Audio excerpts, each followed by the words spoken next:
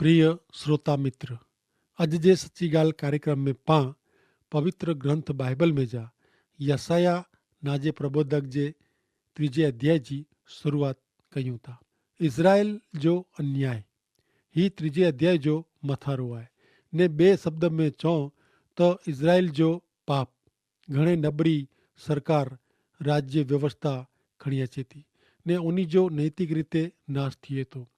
ત્રીજે અધ્યાય में પણ યશાયા બીજે અધ્યાયજી ને બીજે અધ્યાયથી શરૂ થયેલ ભવિષ્યવાણી જ જણાઈ હતા। યશાયા 2 થી 5 અધ્યાય में ભવિષ્યવાણી જ સમાયેલી है। યશાયા ત્રીજે અધ્યાય में ખાસ કરીને ઇઝરાયલ દેશ વિરુદ્ધ जो न्याय शासन जाहिर करे में आयो है, जबकि इज़राइली सिवाय जे अन्य ॿिया देश विषय जो पण न्याय शासन जणाई में आयो है। तें छतां होते इज़राइल विषय घणे आहे। ते सिवाय दुनिया जे ॿिया देश जी भविष्यवाणी पण यसाया जे त्रीजे अध्याय में जणाई में आई है, जेको अॼु सुधी शब्दे शब्द सची ठहराई है। तें छतां ईश्वर पंहिंजी प्रजा पर जो न्याय शासन ॿई प्रजा करता घणे आकरो रखें था कुलाए त कारण उज क इज़राइल देश के उन प्रजा के ईश्वर खास पसंद क्यों ने हीज प्रजा ईश्वर साथे सच्चा हृदय जा पक्का संबंध ने संगत अनुभवे हैं। मित्र, लाभ साथे जवाबदारी पण वेती जडे फायदा अने लाभ जवाबदारी ऊभी कईए था। जडे व्यक्ति परिवार का देश सत्य जीरे ईश्वर के ओळखे थी इनकी जवाबदारी हमेशा वधु वेती ने जो जवाबदारी सामे आखा आडा कन करे में अचे कपोई इनमें निष्फलता डिठे में अचे तो ईश्वर इन जो न्याय योग्य न्याय करींदा। जिन व्यक्ति के ईश्वर पसंद कहिए था वो फक्त भौतिक सुखला ज न पण लोग इनके जीवन ने कम से ईश्वर साथे संबंध में अचे ओळखाण में अचे तेला इनके पसंद करे में अचे तो। इज़राइली लोग व्यक्तिगत रीते ईश्वर के ओळख्यो हो ने हाणे इनके सत्य ईश्वर जे अजवारे में जीवी ने ॿई प्रजा के अरे सजी दुनिया के हिकड़ा मात्र ईश्वर वटे कोठी अचे जीवी। मित्र, स्वाभाविक है क ईश्वर जे न्याय शासन विषय पाके सुने जो क पिंड ते उ न्याय शासन अची पे उ पसंद न पे पण पा हकीकत के उ गमे क न गमे पण स्वीकारणी पहती। ईश्वर कदे पण पाप के शिक्षा करे वगर छड़िए न था। ईश्वर जिन रीते भूतकाल में पाप जो न्याय क्यों हो शिक्षा क्यों हो इन जे प्रमाणे भविष्य में पण न्याय ने शिक्षा करींदा ज। ईश्वर केड़े कदे पण पाप सामे बहानो स्वीकारिए न था। यसाया त्रीजे अध्याय में पाके जो भविष्यवाणी जणाई में आई है वो संपूर्ण थिए थी, पूरी थयेली भविष्यवाणी है। ते छतां हिन भविष्यवाणी जी सच्चाई ने पूरी थिए वो अना पण दुनिया जे अंत समय में थिए वारी है। बाकी रेल ने हिन भविष्यवाणी प्रमाणे ईश्वर जो न्याय मात्र इज़राइली देश मथे ज न पण बे देश ते पण अची वारो है। यसाया त्रीजो अध्याय ने तेजी 1 થી 15 कलम में हिकड़ी गरीब सरकार ने इन जे कम विषय ने स्त्रीअ जे कपड़े विषय जानेला मिले तो। हाणे पाके ही विषय साव अलग ने विचित्र लगे पण अहिड़ो न आहे। इनमें जा ईश्वर पाके घणे खासा बोधपाठ ने सेखामण जणाइए था। नबरी सरकार अथवा नबरो राजवहीवट वो अयोग्य नेतागिरी जो परिणाम है ने तेमें पण नबरी सत्ता मार्फते वहीवट हलाई में अचींदो वे तडे वधु नबरो दिखाजे तो। यसाया त्रीजो अध्याय तेजी पहली 15 कलम में नबरो राजवहीवट नेरेला मिले तो। अचो पहला यसाया जो पुस्तक त्रीजो अध्याय ने तेजी पहली 3 कलम पा सुनो। नेरियो सेना जो प्रभु योवा यरूशलेम में जा ने यहूदिया में जा टेको ने मानी ने पानी जो मेड़े आधार गिनी गंदा सूरवीर ने लड़वैया न्यायाधीश ने प्रबोधक जोशी ने वडील सूबेदार ने प्रख्यात माड़ू मंत्री ने होशियार कारीगर ने चतुर कारीगर ने ऊ मेड़े ऊ गिनी गंदा।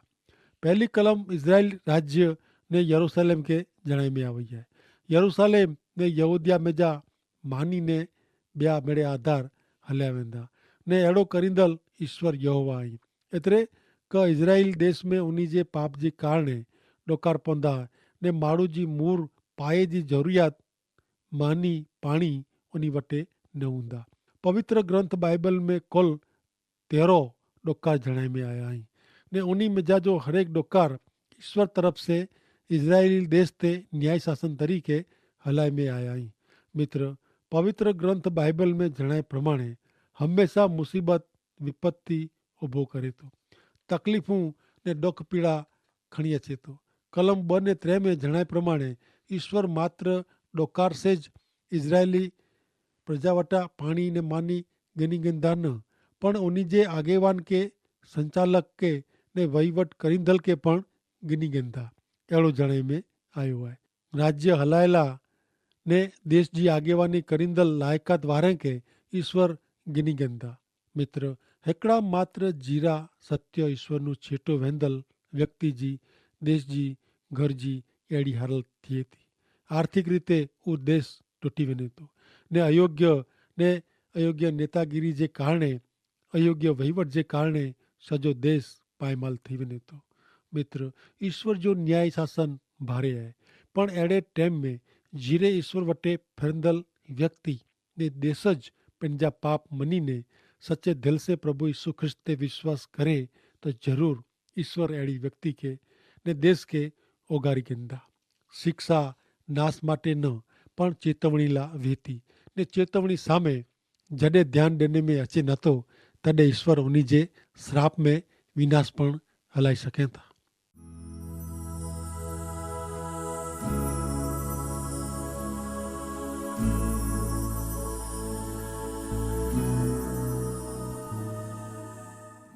मिलाणी ज्ञानेरियूं 4 થી 9 कलम।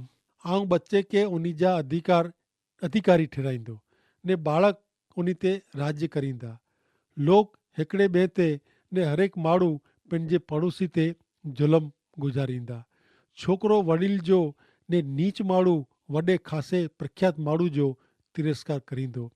उन टाणे माण्हू पंहिंजे भाउ खे इन जे पिता जे घर में झलीने चवंदो तो वटि कपिड़ा ऐं हल तूं असांजो अधिकारी थी, ही खंडिएर तुंहिंजे हथ नीचे रह।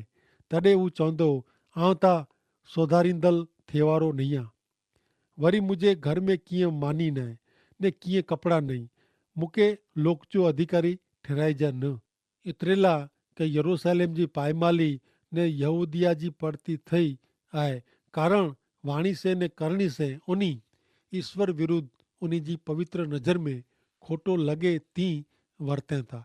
उन्ही जो पक्षपात उन्ही विरुद्ध साक्षी पुरे थो। सदम वारे जी उहो पंहिंजो पाप प्रगट कईं था, उहो इनके लिकाईं नथा। अफ़सोस आहे उन्ही खे की क उन्ही पंहिंजो बूंडो क्यों हुयो। चौथी कलम में कच्ची नेतागिरी विषय जणाए में आयो आहे। इज़राइल जे राज्यकाल दरमियान बाळ राजा पण थी विया। इन जे कारणे देश जो विनाश थियो। ओळखींदल ने सत्य ईश्वर जे धामे न हलंदल राजकर्ता पण बचे जहिड़ो आहे जेको देश के पायमाली में धकेली ॾिए थो। 5वीं कलम यसाया प्रबोधक जे ॾींहं में सची वी तीं अॼु पण सची आहे।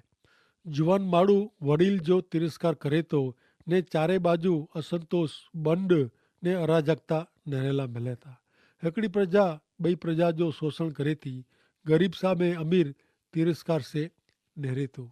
जुवान वृद्ध जो तिरस्कार करे थो। कुलाए ईश्वर हा सत्य जीरे ईश्वर वगर जो घर ने देश इन जो अहिड़ो चित्र हुई सके थो। जिते ईश्वर न आहे हुते अव्यवस्था ने अंधारो आहे। 8वीं कलम जणाए थी कि यरूशलेम जो विनाश थियो आहे ने यहूदा पियो आहे। प्रिय मित्र, वचन जेको ईश्वर अजनू करी लॻभॻि 2800 वरे अगाऊ चयो उहो अॼु पण एतिरो ज योग्य आहे। पंहिंजे शहर जो विनाश थी वियो आहे। पायमाल थी रहिया आहियूं। किन रीते इता पंहिंजी प्रगति थी रही आहे त निहारियो उहो ऊची इमारत क़ीमती साधन संपत्ति वारो वापार उद्योग मिड़े हली रहियो आहे पर हक़ीक़त में व्यक्ति ने कुटुंब ईश्वरનું हा सत्य ईश्वरનું पर्या वञे थो।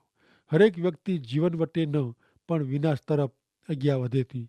कोई हिकिड़े शहर जो मथे आकाश में जा वॾे दूरबीन से नेरे में अचे त पाण खे ख़बर पए क पां प्रगति में आयूं क अधोगति में। प्रिय मित्र, जीरे ईश्वर वगर जी हरेक व्यक्ति भले शारीरिक रीते भौतिक ने मानसिक रीते बरूकी लगंदी वे पण वो आध्यात्मिक रीते विनाश में वेंदल व्यक्ति है।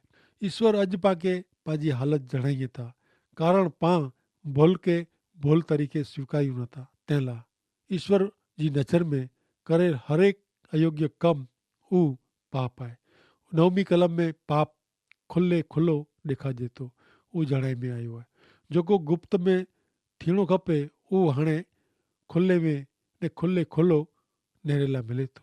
पाप में डुबल माड़ू हाणे बेजे सीधे सादे ईश्वर परायण जीवन के ढोंग चईने पंहिंजो पाप जाहिर में करे तो। वो जेकी करी रहियो आहे वो ईश्वर विरुद्ध जो पाप है पण इन जी गंभीरता के ओछी करेला ने पंहिंजी वासना के पंहिंजी इच्छा के पूरी करेला वो हाणे खुले खुलो करी रहियो आहे। वो पिण खे खुले मन जो ने शुद्ध निखालस जणाईने पाप ज कर्या करे तो। पाप के ढकदल ने पाप के खुल्लो करींदल बॉय ढोंगी ने खोटा आई। मित्र, इज़राइल अहिड़ो ज खे ने ज अज आजी अहिड़ी ज दशा आहे त चिती वञे जी ने सत्य ईश्वर वटि वञी ने नमी वञे जी ज़रूर है। विनाश पाप करे थो। यसाया 3 अध्याय 2 थी 12 कलमो। न्याय के धन्य आहे उन्हीं जो भलो थींदो उन्हीं के उन्हीं जे करणी जो फल मिलदो। दुष्ट भूंडे के अफ़सोस इन जो भलो थींदो न एतिरेला क इन जे हथे करेल कम जो फल भोगवींदो। मुझे लोक ते ता बच्चा जुलम कईं था ने स्त्रियूं उन्हीं ते राज कईं थियूं। अरे मुझा लोक आंजा आगेवान आके बुलाईंदल आई उन्हीं आजे हले जा रस्ता फटाए वेधो आहियूं। मित्र, नवमी कलम में अफ़सोस शब्द वापरे में आयो आहे ने इन ज प्रमाणे 11મી कलम में पण नवमी कलम प्रमाणे ज बूंडो करींदल के हा भले वो जाहिर में शरम वगर ने द्रा वगर बूंडो करे पण इनके अफ़सोस आहे। इन ज प्रमाणे 11મી कलम में बूंडी दुष्ट व्यक्ति के उन्हीं जे द्रा में जीवे वारे लोक के धन्य चैता। ईश्वर उन्हीं जो कल्याण करे जो वचन दिए था। हाँ, चारे बाजू पाप बूंडाई ने भ्रष्टता वें छता जब पां जीरे ईश्वर जी प्रसन्नता में द्रामे ने अधीन थईने जीवो त पाके धन्य है। बदलो ॾींदल ईश्वर आई तेला वो ईश्वर वटा ज बदले जी आशा रखें था। वो ईश्वर के पसंद पे अड़ो जीवन जीवियो खपे ने बूंदे ॾींहं में पण पिंड के शुद्ध ने नैतिक रखे जो है। प्रभु यीशु ख्रिस्त के संपूर्ण रीते सौंपाई वेंदल हरेक व्यक्ति ईश्वर जी नज़र में न्यायी योग्य जीवन जीवी सकें था। प्रभु यीशु ख्रिस्त ते विश्वास करींदल व्यक्ति लोक सामे न पण जीरे ईश्वर सामे नेरे थी। 12મી कलम में बाळके जा जुलम त्रास विषय ने स्त्रीअ जे राज विषय जणे में आयो है। अज पां जुआन वर्ग में पाप वधते ॾिसूं था ने नेरी सघूं था। हड़तालूं व्यवहार रस्ता बाजार बंद ने घणे जात जे रमखाण में वॾे भाग जा युवान ज वहता। मित्र, घर ने देश के बचाएला ईश्वर जे द्रा में जीवे वारे अड़े युवान जी जरूर है। सत्य ईश्वर के व्यक्तिगत ओळखे वगर जो ने ईश्वर जी अधीनता में न जीवे वारो जुवान गमे अड़ा खासा विचार साथे अचे अथवा खासी योजना खणीने अचे ते छता वो ईश्वर जी इच्छा प्रमाणे नाहे तो ईश्वर इनके आशीर्वाद दिए ज नता। मानव जातला मूળ सवाले जो समाधान ज्यां सुधी थिए नतो ત્યાં સુધી કોઈ પણ માળું ઈશ્વર ઈચ્છા પ્રમાણે पंहिंजो कमकाज वहीवट કરી શકે નતો। 13 થી 15 કલમ પાं નેર્યું તો हिते लखल है क ईश्वर विवाद करेला उभा थिया आहिनि लोक जो न्याय करेला उथिया आहिनि। ईश्वर पंहिंजे लोक जे वडील के ने उन्हीं जे सरदारे जो न्याय करींदा। ऐं ता द्राक्षवाड़ी के खाई विया आहियो ग़रीब जी लूट आंजे घरे में आहे ऐं कुलाए मुंहिंजे लोक के पिचली विझो था ने ग़रीब के लूटी ने हैरान करियो था। सेना जो प्रभु ईश्वर अहिड़ो चवनि था। हिते ईश्वर पंहिंजे न्याय शासन विषय जणाइनि था। ईश्वर पाप के वनेला ॾींदा न ईश्वर पंहिंजे लोक जो न्याय करींदा। उन्हीं जो पाप अन्याय ने जोर जुलम आहे उन्हीं लोक ते कारो केर वर्तायो हुयो ने ग़रीब के कचरी विधो हुयो। प्रिय मित्र, सत्य ईश्वर के न ओळखींदल व्यक्ति पंहिंजे वहीवट कम में नकामा थियनि था। उहो जेकी योजना कयूं था, आयोजन कयूं था, उहो मेड़े पंहिंजे स्वार्थ माटे ज वेठो, उहो ईश्वर जो द्राह रखे नथो। त पोइ मानव सेवा ने दयाभाव ક્યાંનું હોય? અગિયાર નેરો યસાયા जो पुस्तक 3 अध्याय 16 ने 17મી કલમ। વરી ઈશ્વર ચહેતા સિયોનજી છોકરીયું એટલે કે ધીયું અભિમાની અહીં હું મથો ઊંચો રખીને કટાક્ષ કરી પગે સે છમકારા કહીંદી ને ઠમક ઠમક કરી હલેતી। तैसे प्रभु सियोन जी छोकरीअ जे मथे के ऊंदरी जे रोगवारो करी ॾींदा ने ईश्वर उन्ही खे छॾी ॾींदा न ने छता कईंदा। हिते स्त्रीअ जे कपिड़े विषे जणाए में आयो आहे। हिते स्त्रीअ जे हृदय में जेको मूर सवाल आहे इन विषे जणाए में आयो आहे। इज़राइली प्रजा ई जुवान स्त्री वारे जी ईश्वर सामे अभिमान क्यों हुयो ने बंड पोकार क्यों हुयो। पाके संत पीतर जे पहले पत्र जे 3 अध्याय जी पहली 4 कलमूं पाण नेरियूं त इन में लिखल आहे कि इन प्रमाणे पत्नी के इन जे पति के आधीन रियो खपे। तंहिं लाइ जो कोई पति ईश्वर जो वचन मंदल न वे तो पण हिकिड़ो पण शब्द चे वगैर आजे शुद्ध ने आदर साथे जे वर्तन से उन्हीं के विश्वास माटे जीती सकंदा। पेंड के रूपारा लिखायला बारा जे घरेणे जो એટલે કે દાગીને જો ઉપયોગ ન કર્યો એતરે કે ગૂંથેલી વેણી સોન जा ઘરેણા કે જાત જાત जा કપડા से અહીં પેંડ के શણગાર્યો ન પણ આજી સુંદરતા એટલે કે આજો રૂપ આંતરિક ચરિત્ર जो हुअणो खपे। ईश्वर पंहिंजो न्याय शासन सियोन जी स्त्रीअ मथे पण खणी अचींदा। उहो जणाई रहिया आहिनि। हरेक व्यक्ति के उहो लगातार ध्यान में रखे जो आहे कि उहो पंहिंजी स्वतंत्रता के बूंडाई में फिराए न विझे। अॻियां सुणो यसाया जे पुस्तक जे 3 अध्याय जी अहिड़ो थी 26 कलम। उन जे ॾींहुं ईश्वर किले जी शोभा गिनी गिंदा। मथा ॿंधणा, चंदनहार, झुमका, बंगड़ियूं, घुमटा, मुगट, सांकड़ा ने पटका, अतरदानी, मादड़िया, वीटी, नथ, उत्तम वस्त्र, जब्बा, साल, वाटवा, अरसी, बदन, पागड़ी ने बुरखा उ मेड़े गिनी गिने में अचींदा। तॾहिं सौगंध जे बदिले दुर्गंध थींदी। पटके जे बदिले रसी, गूथियल केस जे बदिले ताल, जब्बे जे बदिले टाट जी कछोटी ने सुंदरता जे बदिले ॾाम थींदा। तोजा पुरुष तलवार से ने तोजा सूरवीर सैनिक युद्ध में लड़ाई में मरी वेंदा। इन जी भागोड़ में એટલે કે વથાણ में ડોખ ने रोने जो थींदो ने खाली થઈને ઉ ધરતી તે વીંધી। કોઈ પણ વ્યક્તિ पंहिंजा कपड़ा बदले ते भेरो पाप रूपी हृदय के ने ईश्वर विरुद्ध थिए था उन कम के बदले जी जरूर है। बारा जी सुंदरता એટલે કે रूप साथे आंतरिक सुंदरता, पवित्रता ने गंभीरता जी जरूर है। मित्र, ईश्वर इच्छा विरुद्ध जो कोई पण कम, वर्तन, वाणी, विचार उ पाप है ने हिन पाप में जा मुक्त थे जो हिकिड़ो ज मात्र उपाय उता प्रभु यीशु ख्रिस्त ही। संत पीतर 3 अध्याय ने 4 ने 5 कलम में कुरचता उपा सुनो। पीतर जो लखल पत्र 3 अध्याय ने 4 ने 5 कलम। आंजी सुंदरता एतरे का आंजो रूप उ बारा जो न आंतरिक चरित्र जो हुणो खपे। ईश्वर जी नज़र में इन जो घणे मूल्य है એટલે કે કિંમત है। वो सदा टकी रहे अहिड़ो है। शांत स्वभाव जी सुंदरता है। कारण ईश्वर में आशा रखंदल भूतकाल जी भक्ति भावना वारी स्त्रियूं पंहिंजे पति के आधीन रहीने इन प्रमाणे पिंड के शणगारींदी हुई। ईश्वर पुत्र प्रभु यीशु ख्रिस्त पंहिंजो हृदय परिवर्तन करीने पाके आंतरिक मनुष्यत्व जी भेंट में ॾिए था ने अहिड़ी व्यक्ति ईश्वर जे द्राह में जीवन जीवीने यसाया जो पुस्तक 3 अध्याय ने 10મી कलम प्रमाणे ईश्वर वटा वो शब्द मेड़वे था का न्याय के धन्य है इन जो कल्याण थींदो वो पंहिंजी करणी जो फल भोगवींदो। मित्र, न्याय थियणो एतिरे करो। न्याय थियणो એટલે जॾहिं व्यक्ति प्रभु यीशु ख्रिस्त ते विश्वास रखे थी तॾहिं वो न्यायी बने थी। इनके हाणे कोई पण जात जो ध्यान आहे कारण के उनजा पाप मिड़े माफ़ करे में आया आहिनि। हाणे इन जो जीवन नवो थिए थो। हाणे इन जे जीवन जो वीचार वाणी ने वर्तन ईश्वर जी इच्छा प्रमाणे जो शुरू थिए थो ने इनके धन्य आहे ने इन जो कल्याण थींदो। इनके धन्य आहे એટલે કે जेको प्रभु यीशु ख्रिस्त के मेળવે आहे इनके धन्य आहे ने इन जो भविष्य में कल्याण थींदो।